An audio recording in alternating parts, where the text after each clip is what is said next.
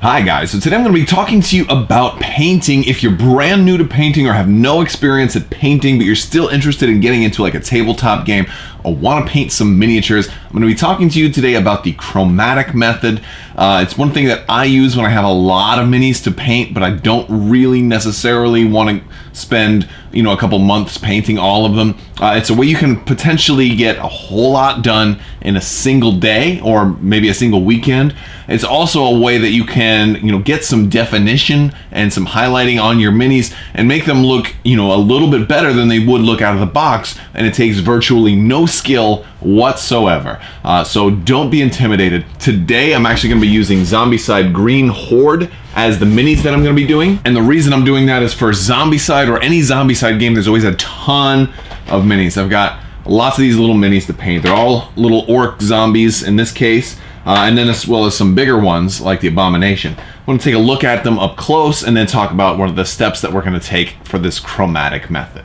So these are the type of zombies that I'm looking at in this game. These are high quality CMON miniatures, and they're got a lot of detail on them. And so one of the things is some people play with them unpainted, and there's so much sculpting and detail in here that it's really nice to have just a little bit of paint on them to really help bring out the detail. So what I like to do is this Chromatic Method that starts off with a black primer coat. So what we're going to do is we're going to set them all in the box, and we're going to do some priming.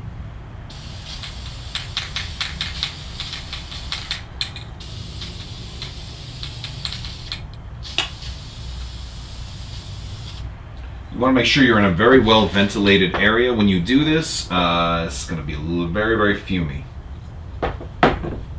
And while I'm at it, I might as well do everybody else, so I'm just going to get all the rest.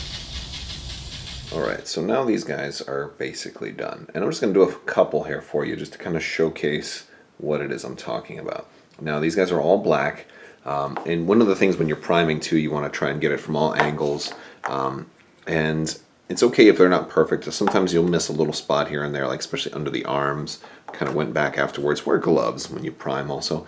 And before you ask, like, what primer did I use? I actually used a Krylon black primer, but also basically it's a cheaper primer, but I would definitely recommend Citadel primers for miniatures that you care more about. If you're doing a lot of quick ones, it's better to sometimes use a cheap primer. And what I'm going to do is we're going to pick a color, and we're going to do a couple of layers. We're going to get a big brush. Get like a thicker brush, kind of like this, maybe even a thicker brush like this. We're going to do something called dry brushing, and in different types of that. And the end result is going to be something like this. Now this is one that I have done in gray. This is one of my regular zombies from Zombicide Black Plague.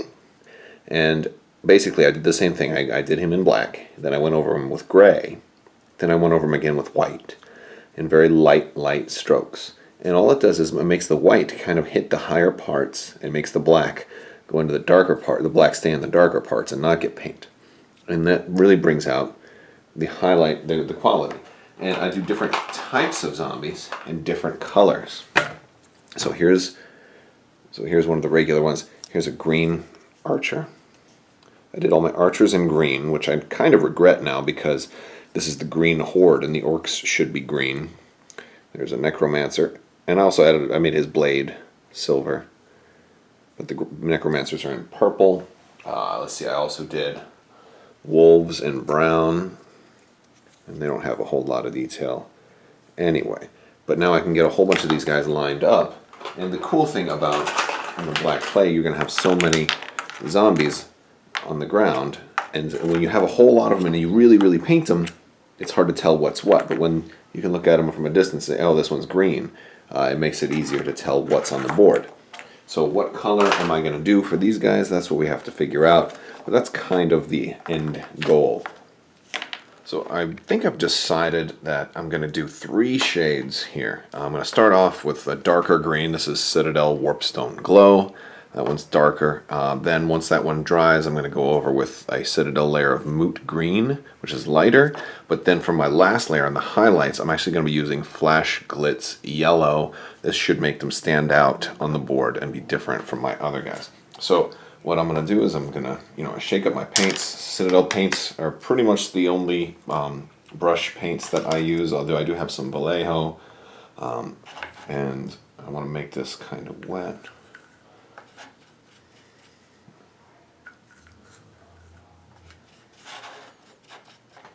Now normally, what you do is you're going to dry brush. You get a whole bunch all over your brush. Now I was kind of sloppy with this because this brush was an older brush.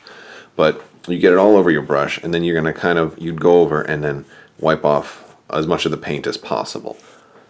So it's going to come off like this, and you're wiping it off until you have hardly any left, and then you go over. But for this first layer, I'm going to go on a little bit more wet, and then just kind of go over it generally like that. And I want to go over it nice and lightly.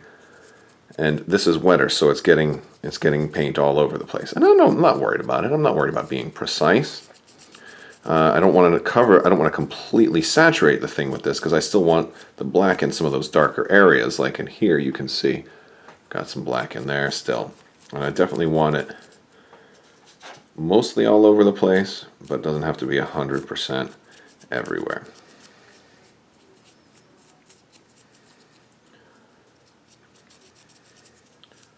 There we go. And I'm going to go ahead and let that dry, and I'll do the other ones. All right, so we have these done. I let them dry for a little bit. I got paint all over my fingers because I am sloppy. But yeah, so the paint dries actually a little bit darker than it appears, especially when I water it down as much. But we got it mostly into a lot of the recesses on these guys. So, yes. So the next step is I'm going to take some of this moot green, and I'm going to put that into my thing here. Get some of that on there, and this one's going to go on kind of dry. So, got some moot green right there. My brush was a little wet because you always water down your paints a little bit, but I'm going to dry this brush off a little bit. And this is just a great starting point, basically, to be able to do. You see how I'm just going over nice and lightly like that?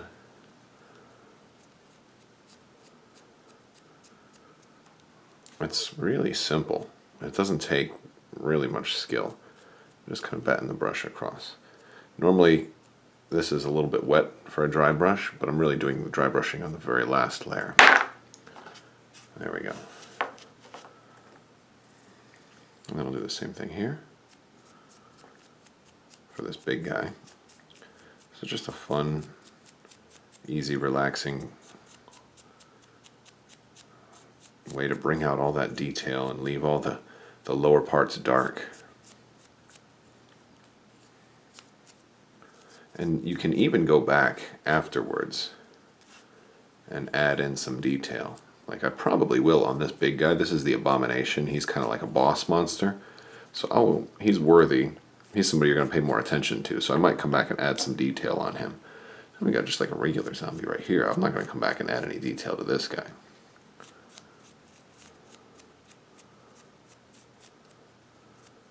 That's it. Okay, so now we got them done. I got to let them dry for a little bit.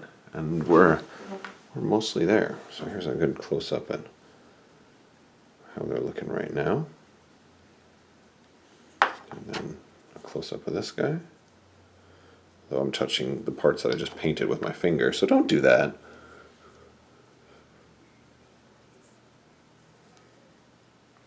Alright, and we'll give them a few minutes to dry, and then we'll come back with the top coat. And the last step is our Flash Glitz Yellow. And we're just kind of going over the top of this. I kind of already started it and realized I wasn't recording. But we're just hitting just the top layers with this brighter yellow to really make it pop. And so now one of the cool things is that once we've done this, we're starting to see different shades, right? The brightest, the farthest top, the farthest forward is definitely the yellow. Then the slighter, as we get deeper and deeper, it gets more and more green until it gets to all the way black. And now we got instant detail. This only took a few minutes, all right? And this is maybe a great way to start on armies. Like if you're playing Legion, you could do your Stormtroopers and just use shades of gray and then white to get started. Or your Rebel Troopers. You could do, we could do like 20 troopers in one night and just do them, like pick like maybe a color scheme. Like maybe you want to go with, greens or blues or purples or something like that. And you can just, pick a shade. And just make sure you have a couple of, like go darker and then go progressively lighter. You don't have to do it you don't have to prime in black either. You could potentially prime in gray. So I wouldn't prime in white if you're going to do this, though. What I will generally do is the characters I'm going to spend a lot more time on, I will prime those in white. But then, and this could be just a good starting point, because again, you don't have to stop here. It doesn't end here. But one of the things that you can do is you can come back over and add some detail. So what you could do is you could come back with a smaller brush and maybe just paint a shoulder pad or something like that. Or maybe just do fingernails, or eyes is a good one, or mouths, or spikes, or just a certain kind of detail. It's a great way to go forward. And you don't have to do it to play. Like maybe you did your whole army like this, and you want to play a couple of games and then come back maybe at a later point when you feel more confident or have more time and do some more detailing. So what I'm going to do, or I like to do to my boss monsters for zombie side, is I'm going to add some Citadel's Blood for the Blood God. And this is a cool paint because this one, it dries kind of shiny and it makes it look wet. And so, because he's a boss monster, I want him to stand out. I want to put a little in his mouth and have it kind of drip down. And I'm going to put some on his fingertips. There we go. And it doesn't have to be super neat. Blood is really an easy kind of thing to add to zombies. Although I don't think it's going to translate well into Star Wars. But it's a great way to have a little bit of accent on a miniature that's mostly monochrome. Think of the movie Sin City. Everything's black and white, but then like the reds are still there and they kind of stand out. I like to do stuff like that. Get a little more on here. Yeah. And now we've added a little bit of accent.